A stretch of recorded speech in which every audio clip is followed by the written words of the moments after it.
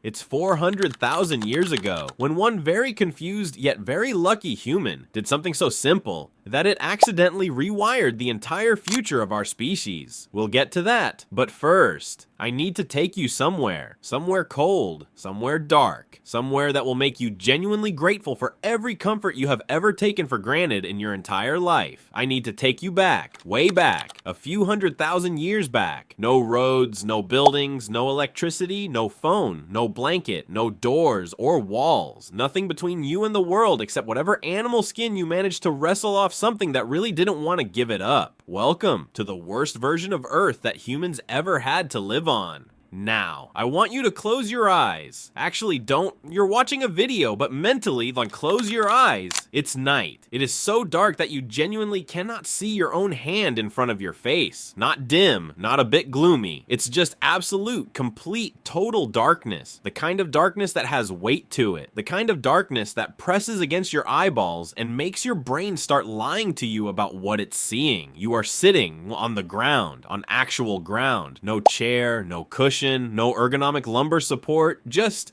dirt. Cold, hard, unforgiving dirt that has never once in its entire existence considered your comfort. You are hungry. Not I missed lunch. Hungry. You walked 17 miles today on nothing but whatever berries you found, and you were never sure if they were poisonous. You are tired. You are cold. You are uncomfortable in ways that don't even have names yet. And everything gets worse. Because here's the thing about nighttime 400,000 years ago that your brain needs to fully understand before we go any further. Night was not peaceful. Night was not restful. Night was hunting time. Not your hunting time. Their hunting time. The cave lions, the leopards, the hyenas, with those eyes that catch the moonlight and that laugh, that horrible laugh, like they already know what's about to happen to you, and they find it genuinely hilarious. These animals didn't sleep at night. They worked at night. Night was their shift. Night was when they clocked in, sharpened their instincts, and went looking for exactly the kind of soft, slow, no claws having creature that you were. And you knew this. You knew this in your bones, in that part of your brain that never fully switches off, even today, which is why you still feel weird walking to your car alone in a dark car park. That feeling, that's not irrational. That feeling is 400,000 years old. That is your ancestors living rent-free in your nervous system, screaming something is out there.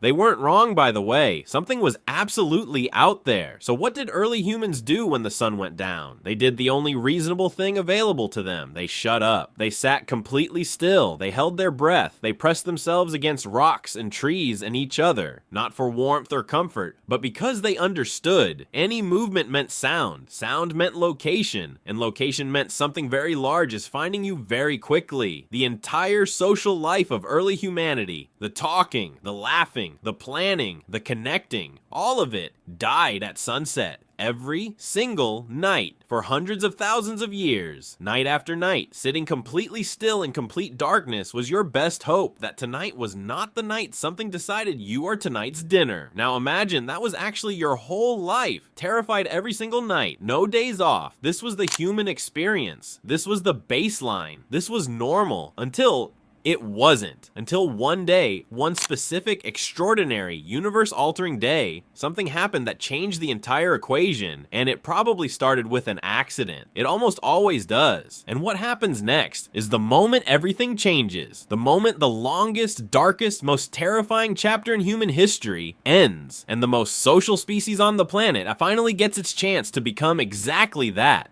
And nobody woke up that morning and said, "Today is the day I changed the entire trajectory of human civilization." It just happened. And to be honest, it was just one lucky fucking accident. Maybe two rocks. Maybe a bolt of lightning hitting a dry tree. Maybe someone dropped something. Maybe someone tripped, which honestly is the most human origin story possible. Someone just absolutely face planted into history. But however it happened, there was suddenly fire. Real fire. Controllable fire. Fire that could be kept alive. Fire that could be carried. Fire that could be fed and tended and grown. And the first human who looked at that fire, really looked at it, didn't think warmth. Didn't think cooking. Didn't think light. They thought something much more immediate. They thought, the big cats won't come near this. And they were right, because here is what leveled us up in the food chain. Here's the detail that rewrites the entire power dynamic of the ancient world in one sentence. Cave lions, the apex predators, the kings of the night, the creatures that had been dictating human behavior for hundreds of thousands of years, making you sit in silence, making you hold your breath, making you press yourself into the dirt every single night, were now terrified of fire, terrified of flame, the most powerful predator on the continent, scared of something a clumsy human stumbled into by accident. But here is what changed. It's the same night, same darkness as always, same cold, same fear, except this night there's a fire, a small one, crackling, alive, throwing orange light in a circle around a group of very confused but very intrigued early humans. And at the edge of that light, where the darkness begins, a cave lion appears, massive, silent, patient, the way only apex predators can be patient because they've never had a reason to rush. It watches the fire. It takes one step forward. The fire crackles. The lion stops, takes a step back, watches again, and then, slowly, without explanation, turns around and disappears back into the darkness. And for the bunch of humans sitting nearest to that fire, who moments ago was doing their best impression of a small, quiet, invisible rock, slowly lifted their head, looked at the fire, looked at where the lion had been, looked back at the fire, and for the first time in our entire history, we felt something completely new, safe, not surviving, not enduring, not just making it through the night, actually genuinely safe. And safety, it turns out, is the most dangerous thing that ever happened to human society, because the moment you feel safe, you start doing things, unpredictable things, extraordinary things. You start doing the one thing that 400,000 years of nighttime terror had completely, ruthlessly, efficiently suppressed. You start talking, not whispers, not survival signals, not silent gestures, actual talking, loud talking, just talking for no practical reason whatsoever. The night, for the very first time, was ours, and we had absolutely no idea what we were about to do with it. The beginning of the new chapter. I know what you're thinking. You're thinking, okay, ancient humans discovered fire, nighttime is now more accessible. You would think that they probably talked about food, shelter, survival, important stuff, practical stuff, reasonable assumptions. Well, you are just completely fucking wrong. Here's what actually happened. During the day, conversations were practical, sensible, efficient, food sources, water, tracks, logistics. Essentially, ancient humans spent their days talking like very stressed project managers, maybe moving a camp, moving closer to a river, just the basic necessary survival adjacent conversation, and it made sense. But then, the sun goes down, the fire comes up, everyone gathers, sits down, gets comfortable. Well, as comfortable as it can get, because it was not very comfortable at all. But nobody's complaining because there is fire, and the lions are gone. So honestly, this is basically a luxury experience. And by then, everything already was changing, because by then, almost 81% of all nighttime conversations around the fire were stories. Not survival planning, not logistics, not who's on predator watch. Just stories, myths, legends, gossip, jokes, wild speculation, ancient drama, ancient comedy, ancient philosophy. And from there, out of every 10 things ancient humans talked about at night around the fire, 8 of them were stories, by the fire, every night. Now here's where it gets interesting, and where the story turns. Actually, those stories were not entertainment. I know it looks like entertainment. I know it sounds like entertainment, but entertainment was not the point. Those stories were technology. Every myth about a mountain that swallowed travelers, that was a map, disguised as a story, passed down through generations. Don't go to the mountain, but dressed up in enough drama that a 6-year-old would remember it for the rest of their life. Every legend about a hero who outsmarted a predator, that was a survival manual, distributed in narrative form, because narrative is the one format the human brain never forgets. Every cautionary tale about the person who broke the tribe's rules and suffered the consequences, that was a legal system.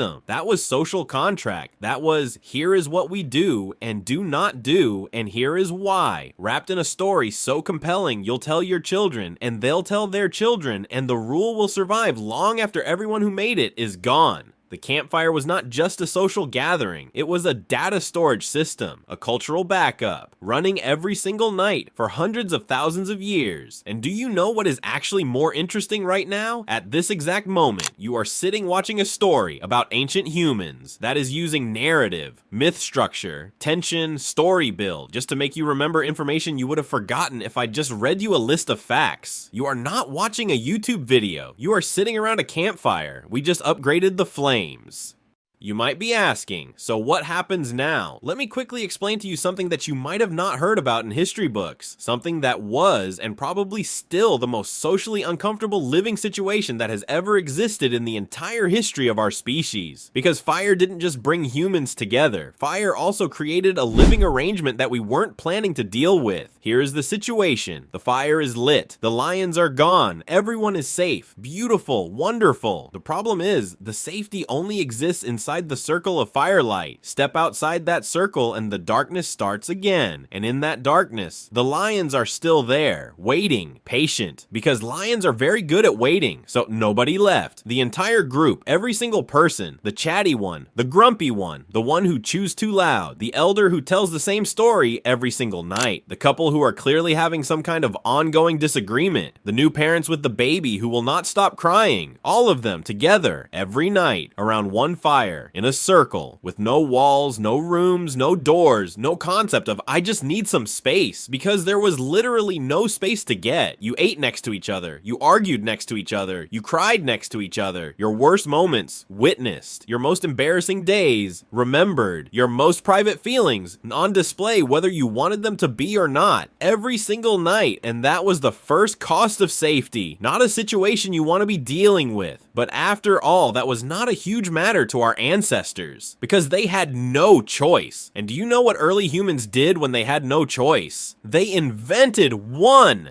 And that was to cope with the damn situation. They just invented intentional ignorance. No meeting about it, no vote, no written agreement, nobody announced it, it just emerged organically because it had to. The unspoken rule was this: I can clearly see and hear exactly what is happening 2 feet away from me. I have eyes. I have ears. The physics of this situation are not in dispute, but I am just going to act. You are crying quietly on the other side of the fire. I am suddenly very interested in this stick I'm holding. Fascinating stick, isn't it? Never seen a stick like this. That couple is clearly having a very tense conversation in hushed voices. I am completely absorbed in staring at a rock. What a remarkable rock. Bet I can stare at this rock all night. They just all agreed without saying a word that this is simply not happening. Psychological privacy in the complete, total, absolute absence of physical privacy. Our ancestors invented it, perfected it, passed it down through so many generations that it is now hardwired into your social behavior, and you don't even notice you're doing it. And here is something that will make you think about it for the rest of the week. Think about the last time you pretended not to notice something. A colleague crying in the office, a stranger on the tube having a bad phone call, someone in a restaurant clearly getting dumped, your friend who is obviously upset but has said they're fine.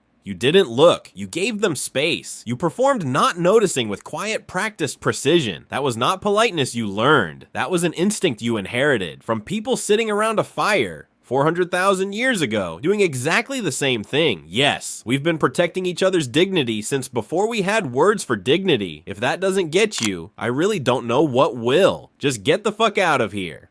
Okay, that aside, let's now talk about mornings, because the story doesn't end when the fire burns low. Every morning, without exception, without alarm clock, without a cup of coffee, someone woke up first. Not because they wanted to, nobody wanted to. Even 400,000 years ago, the first person to wake up probably lay there for a few minutes staring at the sky hoping someone else would deal with it. But eventually, and somebody got up, shuffled over to the fire pit, looked at the pile of glowing embers that were all that remained of last night's fire. Still alive, just barely, holding on with everything they had, and carefully, slowly brought it back. fed it, blew on it, added kindling, and watched it come back to life. And as the fire grew, so did the gathering, one by one, people waking up, drawn to the warmth, sitting down, half asleep, hair that has never once encountered a brush. Absolutely nobody is ready to face the day. And around that morning fire, the day was planned, loosely, informally, the way all the best planning gets done. Who's hunting today? Who's gathering? Who's watching the children? Who's checking the water source? Who needs to deal with the situation from last night that technically everyone is still pretending didn't happen? Because we are a community that practices intentional ignorance, and we are committed to the bit. It was casual, conversational, practical, just human. And then, one by one, they dispersed into the day, into their tasks, until the sun started to set and everyone drifted back to the fire, to each other, and back to the stories. Now, I want you to think about something. A group of people gathered together in the morning before the workday begins, around a source of warmth, just comfortably discussing what everyone's working on today, who's doing what, any issues from yesterday that need addressing, quick check-in. Then everyone disperses to do their jobs. Did we just say meeting? Yes, it was. Just as we nowadays do. A quick sync before we get started, and here we are. That specific, recognizable, universal workplace ritual is 400,000 years old. Your Monday morning meeting is a prehistoric campfire ceremony. You are welcome to put that in the agenda next time. And if anyone questions the historical accuracy, tell them a YouTube video told you, a fucking YouTube video about a campfire, which you watched on a screen in a room, and you might as well share the video with them and ask them to like and subscribe. I know you already did, by the way, so here is a random thank you.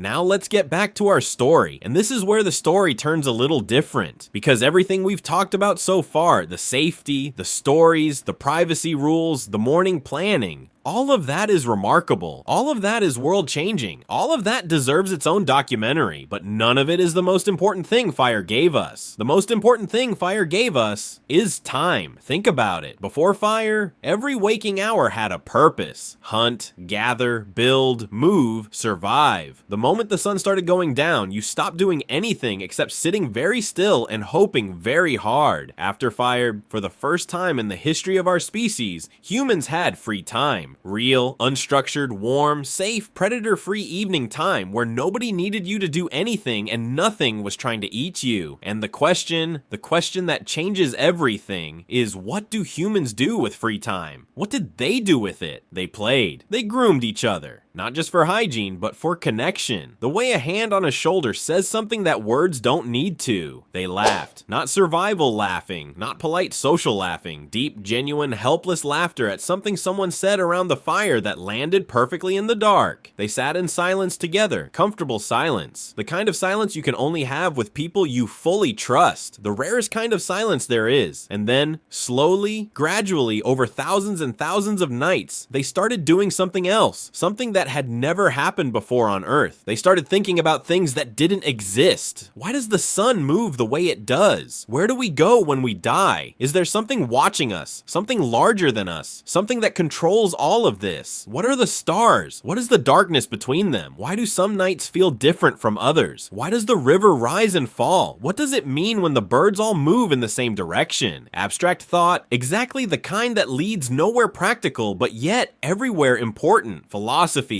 religion, cosmology, art, music, mythology, all of it, every single one of those enormous human endeavors, every religion ever conceived, every cosmological theory ever proposed, every piece of art ever made in the history of our species, traceable directly to the same conditions created by a campfire: safety, warmth, free time, community, stories. That's the recipe, that's the formula. And with it, they produced everything. The fire didn't just warm the body, it freed the mind, and a free mind, it turns out, is the most dangerous, wonderful, world-building thing in the universe. Now let's look at what we're actually dealing with here, because the numbers, and when you line them all up, were actually fucking ridiculous. One fire eliminates the threat of apex predators that terrorized us for hundreds of thousands of years. One fire converts the most dangerous, most socially paralyzing time of day into the most culturally productive time in human history. Flipped, completely, overnight. Most of human conversation immediately, dramatically redirects towards storytelling the moment night falls and the fire is lit. Not gradually casually, not over centuries, immediately, like a switch. Zero privacy somehow produces one of the most nuanced, sophisticated, emotionally intelligent social behaviors in the natural world. Intentional ignorance. Born not in a philosophy department, but in a dirt circle around a fire, because people had no other option, and humans are extraordinarily creative when backed into a corner. Every story told in the dark. That's 400,000 years of narrative craft in the bloodline. Every morning you've gathered with people before starting a shared task. That's 400,000 years of ritual running through you without your permission or your awareness. Fire didn't create human society. Fire revealed it. It was always there, waiting. The capacity for story, for connection, for wonder, for community, for laughter, for sitting in comfortable silence with people you love. It was always in us. The fire just gave it somewhere safe to come out.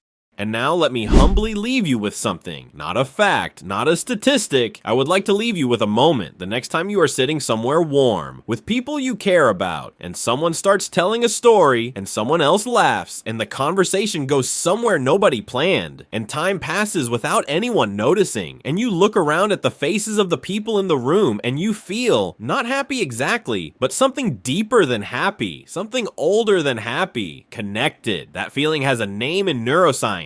It has a name in psychology. It has been studied and measured and written about extensively, but its real name is much older than any of those. Its real name is campfire. That is what you are feeling. That is what your brain recognizes. That warmth, that belonging, that safety and company. Your nervous system has been waiting for that feeling since the day you were born, because every ancestor you have ever had, they going back further than you can imagine, felt it too, around a fire, in the dark, together. You were not designed for isolation. You were not built for silence. You were not made to scroll alone in a dark room, wondering why nothing feels quite right. You were built for this, for voices and warmth and stories and laughter and the kind of presence that you can only get from being physically, actually genuinely together.